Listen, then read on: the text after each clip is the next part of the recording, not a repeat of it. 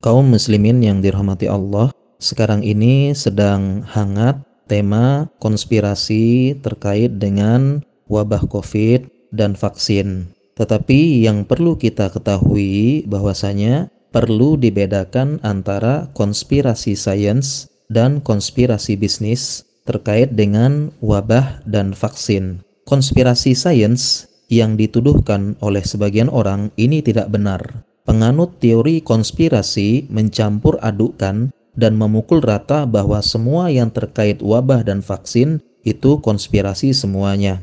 Konspirasi vaksin yang mereka tuduhkan tidak benar. Contohnya, wabah COVID-19 ini buatan dan rekayasa. Yang kedua, vaksin tidak bermanfaat dan berbahaya. Yang ketiga, wabah COVID-19 ini tidak berbahaya, jadi tidak perlu social distancing, tidak perlu physical distancing. Keempat, wabah COVID ini tidak berbahaya. Orang-orang kesehatan hanya menakut-nakuti saja. Kelima, tenaga medis hanya korban. Ini semua settingan, bohongan. COVID-19 benar ada, tapi sebenarnya ringan, seperti flu biasa. Kemudian yang keenam, wabah COVID-19 ini dibawa oleh jin, konspirasi elit global, dan terkait dengan munculnya Dajjal. Masjid sengaja dikosongkan. Apabila masjid kosong, nanti Dajjal semua akan muncul. Tentu tuduhan ini tidak benar semua. Dampak dari tuduhan konspirasi sains ini, yang pertama, masyarakat yang percaya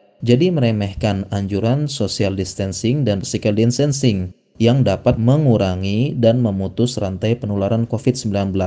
Kemudian tidak sedikit mereka meremehkan tenaga medis, bahkan memberikan tuduhan bahwa tenaga medis ikut berperan dalam konspirasi ini. Yang ketiga, konspirasi ini membawa-bawa nama Islam, padahal faktanya tidak benar dan akan menjadi bumerang bagi agama Islam. Jadi intinya, perlu dibedakan antara konspirasi sains dan konspirasi bisnis.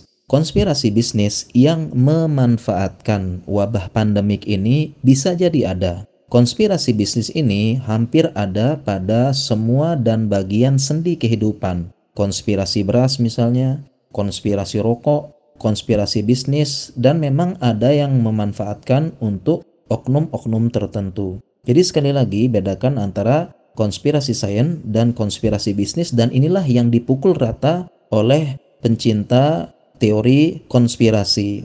Terkait dengan konspirasi sains, saya jelaskan panjang lebar dalam berbagai tulisan saya, dan terkait dengan tulisan pembahasan bedakan antara konspirasi sains dan konspirasi bisnis, saya telah jelaskan dalam tulisan yang panjang lebar. Silahkan baca di kolom komentar linknya ke arah artikel yang saya tulis, atau semoga Allah memudahkan bagi saya untuk membuat rekaman audio untuk menjelaskan lebih lanjut terkait dengan konspirasi bisnis dan konspirasi sains yang perlu dibedakan.